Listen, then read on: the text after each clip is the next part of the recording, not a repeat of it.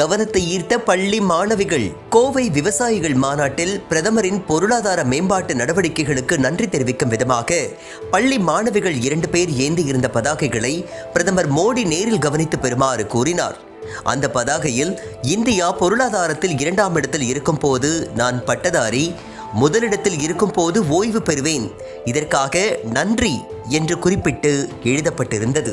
என் பேர் ஸ்ரிங்கா. என் பேர் மித்ரா. நாங்கள் ரெண்டு சார்ட் பண்ணி கொண்டு வந்திருந்தோம். ஒன்று எக்கானமி பற்றி. நான் இப்போ 8th படிக்கிறேன். நான் கிராஜுவேட் ஆகிறதுக்குள்ளே இந்தியன் எக்கானமி 2nd லார்ஜஸ்ட் எக்கானமியாக மாறிடும்.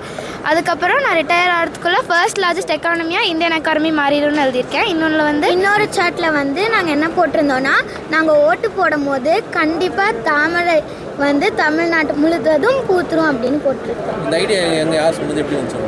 நாங்கள் பிஎம் மோடி இங்கே வராருன்னு தெரிஞ்சதுக்கப்புறம் எப்படியாவது பார்த்துடணும்னு ஆசைப்பட்டோம். அப்போ எங்களுக்கு அங்கிள்னால பாஸ் கிடச்சிது. பாஸ் கிடச்சதுக்கப்புறம் ஏதாவது யூனிக்காக பண்ணணும்னு ஆசைப்பட்டு இந்த மாதிரி சார்ட் பண்ணோம்.